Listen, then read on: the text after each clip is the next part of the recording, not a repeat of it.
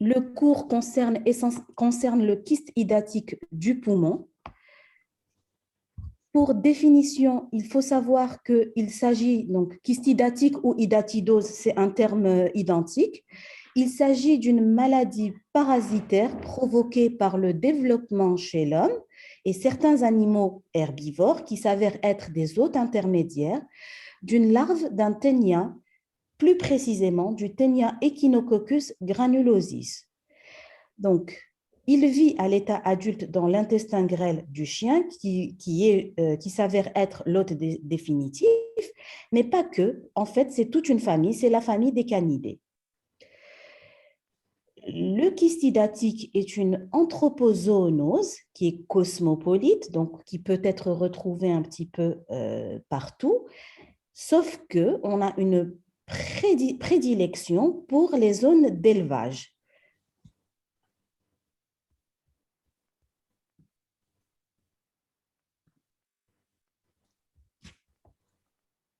Pour ce qui est de l'agent pathogène, donc il faut qu'on distingue les différentes formes évolutives du parasite.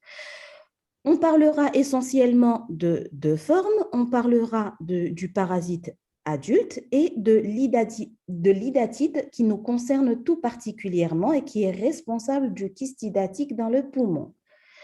Pour ce qui est du parasite adulte, il faut savoir que c'est un tout petit ténia qui fait à peu près 3 à 7 mm, qui comporte 3 à 4 anneaux et le dernier est occupé par un utérus qui est ramifié et qui est rempli d'œufs.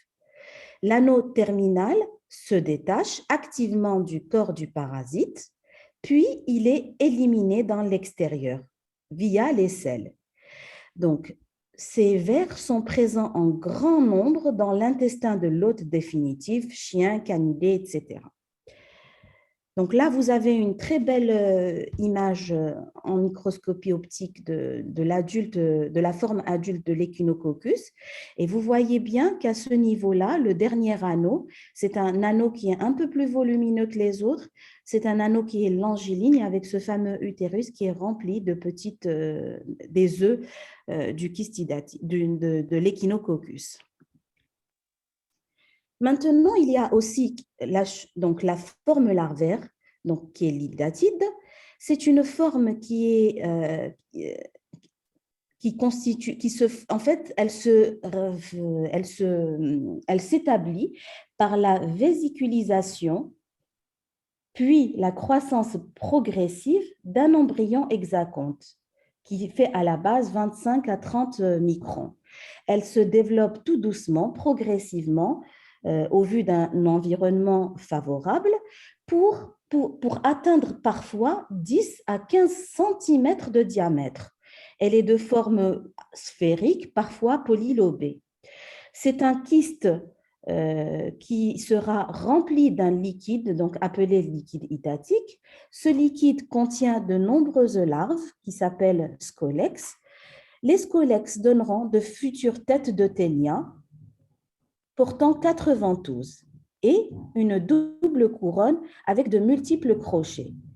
Les scolex sont contenus dans le liquide directement ou dans les vésicules flottant dans le liquide hydatique. Donc, ceci est illustré par cette image où on voit l'hydatide et donc le liquide jaunâtre qui se trouve un petit peu en périphérie, qui correspond au liquide hydatique, et là, les petites vésicules, les vésicules. Donc, on reprend un petit peu en ce qui concerne, avant d'arriver au cycle parasitaire, on reprend la notion d'hôte définitif et d'hôte intermédiaire qui est importante, notamment, il faudra retrouver dans vos interrogatoires. Donc, pour ce qui est de l'hôte définitif, c'est toute la famille des canidés. Donc, vous avez essentiellement les chiens domestiques, les canidés sauvages, chacals, coyotes, hyènes, loups, etc. Pour ce qui est de l'hôte intermédiaire, ce sont tous les herbivores et même parfois les omnivores, donc c'est les animaux qui mangent un petit peu de tout. Et là, vous avez les ovins, les bovins, les caprins, les porcins, les équidés, les équidés. Donc, on reprend un petit peu le cycle parasitaire qui est important. Et là, sur l'image, vous visualisez bien l'hôte définitif qui est le chien ou le canidé, l'hôte intermédiaire qui est le mouton, par exemple, mais qui peut aussi être l'homme. C'est un hôte intermédiaire accidentel, l'homme. Donc, pour le chien, ce dont on a parlé, c'est la forme adulte.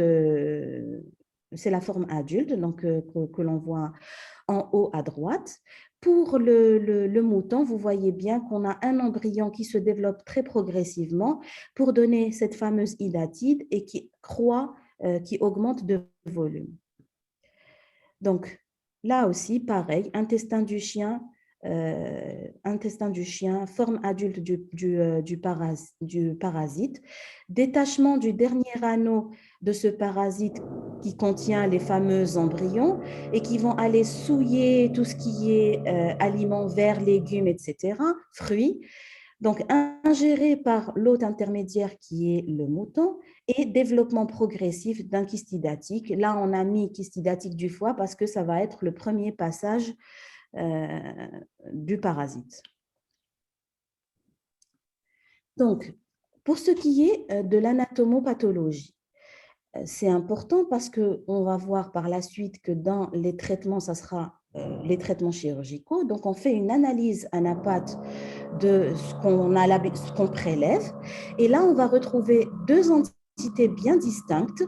La première étant l'idatide, la deuxième étant le périkyste ou l'adventice. Donc, qu'est-ce que c'est que cette idatide sur le plan anatomopathologique? Donc, elle est formée d'une vésicule remplie de liquide et dans l'enveloppe comprend une double paroi. Une paroi externe qui est la cuticule et une membrane interne qui est la membrane germinale. À l'intérieur donc de cette idatide, on va retrouver le liquide idatique qui est un liquide limpide. C'est un liquide qu'on dit eau de roche. Il est salé et renferme de nombreux éléments. Ces éléments sont appelés le sable idatique. Le sable idatique est constitué des capsules proligères, du scolex et des vésicules filles.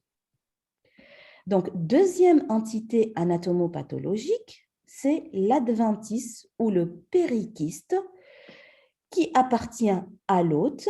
C'est une couche scléro-hyaline. En fait, c'est la réaction de l'hôte vis-à-vis de cette agression par l'idatide.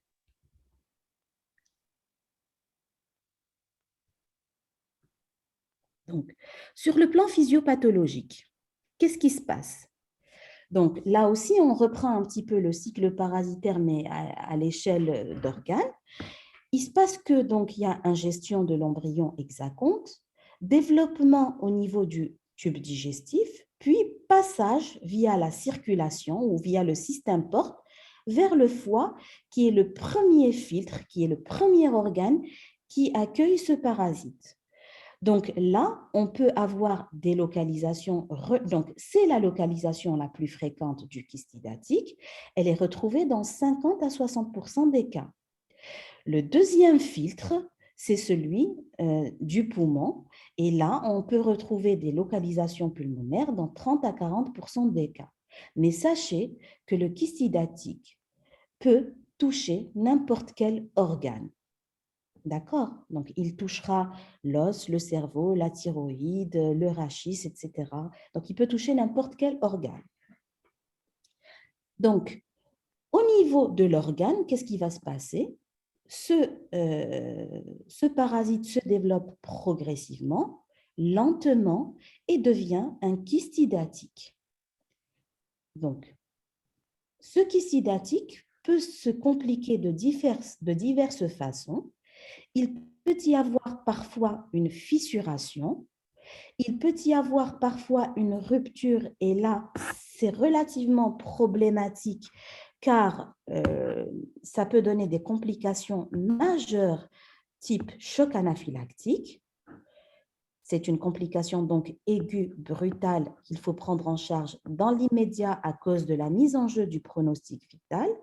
Mais sachez aussi qu'il peut y avoir une rupture et une évolution vers un ensemencement de ce parasite, donnant donc des formes de kystidatiques secondaires et multiples. C'est comme ce qu'on observe dans l'idatidose pulmonaire multiple où vous avez les fameux lâchers de ballon.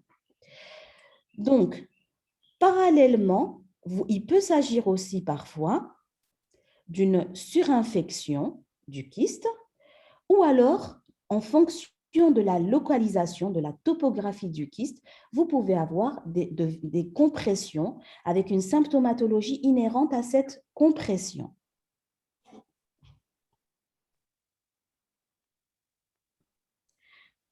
On passe donc au tableau radioclinique. D'accord? C'est important de savoir qu'on ne parle pas uniquement de tableau clinique, mais de tableau radioclinique, parce qu'on va voir qu'en fonction du stade évolutif du kyste hydatique, vous aurez une symptomatologie spécifique. D'accord? Donc, donc, la clinique sera différente en fonction du stade évolutif du kyste hydatique. Donc, premier tableau clinique, radioclinique qu'on va voir, c'est celui du kyste sain. Là, c'est un stade qui est exclusivement radiologique. Le malade, en général, est parfaitement